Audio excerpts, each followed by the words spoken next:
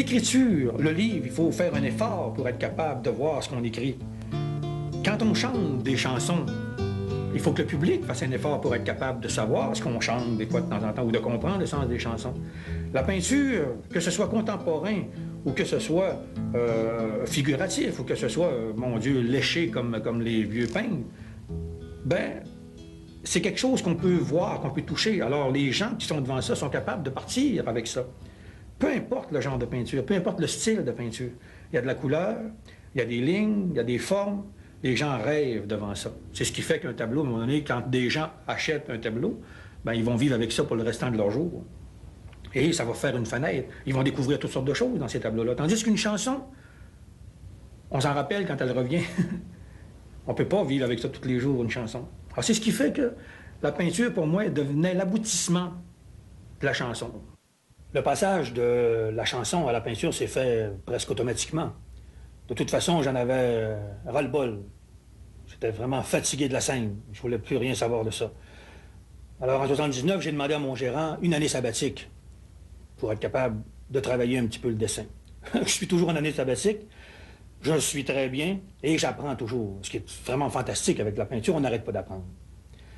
La peinture, ce qui est merveilleux, c'est que j'ai plus besoin de mettre de mots, j'ai plus besoin de mettre de musique. Tout ce que j'ai à faire, c'est de dire ce que j'ai envie de dire sur un rectangle ou un carré ou peu importe, avec de la couleur, des lignes et des formes. Et je laisse le soin au spectateur de se laisser aller avec cette peinture-là. Moi, quand je serai grand, m'a dit un enfant qui volait le temps. Moi, quand je serai grand, j'aurai pas de gants, non, j'aurai pas d'argent. Il danse tout autour de l'amour, danse sur le bord de son tambour, avec des yeux de troubadour, avec des yeux tout bleus bien ouverts sur le temps qu'il faisait avant-hier. Il disait de me taire, moi, quand j'aurai ton âge, m'a dit cet enfant qui devenait beau.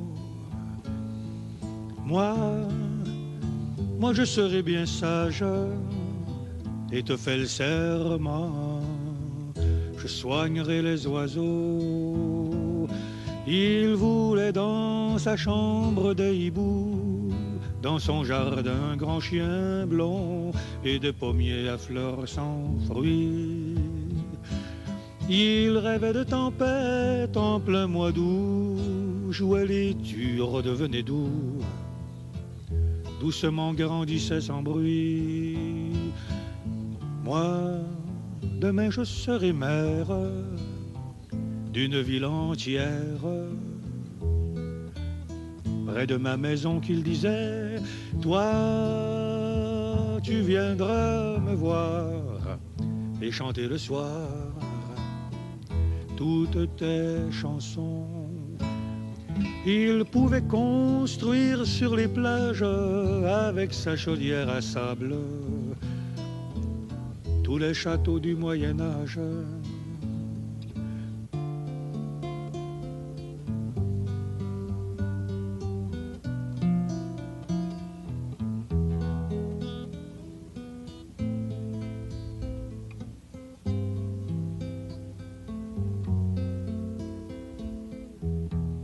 Tous les portraits que j'ai faits, les portraits antérieurs sur lesquels j'ai travaillé, ont toujours été des portraits non physiques, des portraits où c'était vraiment l'âme des gens que j'allais chercher. Je prenais le temps de parler avec les gens, ceux qui voulaient poser pour moi. Je prenais le temps de discuter avec eux autres, de savoir à un moment donné qui étaient ces gens-là. Et j'allais chercher ce qui était à l'intérieur d'eux. Je ne faisais pas le portrait physique, seulement ce qu'il y avait à l'intérieur d'eux. Et c'est pour ça que souvent, je pouvais beaucoup jouer sur la forme physique. C'est-à-dire, je pouvais toujours jouer sur la longueur du visage, sur l'épaisseur du visage, sur la rondeur du visage, peu importe. Il restait toujours que chaque personne se reconnaissait selon ce qu'elle était en dedans d'elle. C'est ça la peinture. C'est d'être capable d'aller chercher des choses que l'on ressent en dedans de nous autres. Et c'est comme ça que je travaille. Et il m'a dit demain si tu reviens, on partira chez les Indiens. Tous les deux on sera bien. Oui, demain je reviendrai avec un vieux jouet, mon âme qui prend l'eau. Oui, oui, demain je reviendrai. Et si tu me voyais, referme tes rideaux.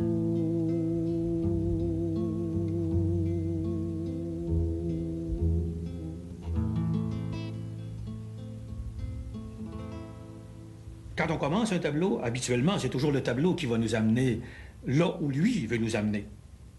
Mais il ne faut jamais oublier de reprendre le contrôle de ce tableau-là. C'est-à-dire être capable de dire « OK, j'en suis rendu » ou « Je suis rendu assez loin pour que ce tableau-là me fasse triper ».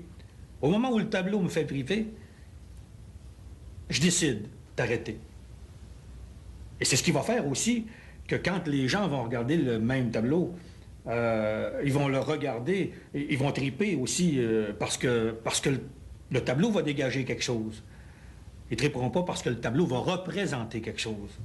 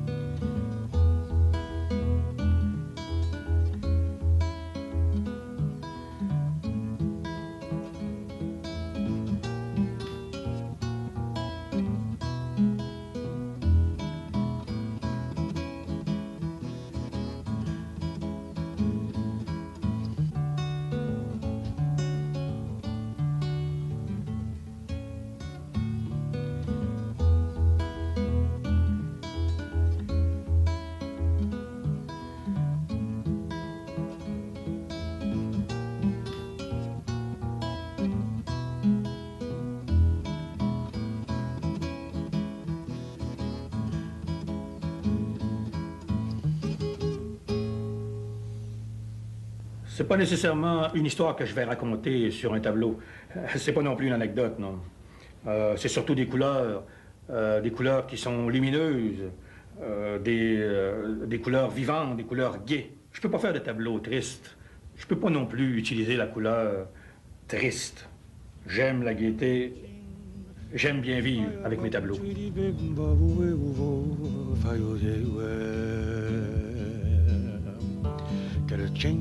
Kong ching kong ching kong ching kong ching kong for your bap pop tweety tea we bap tweety oh for have bap for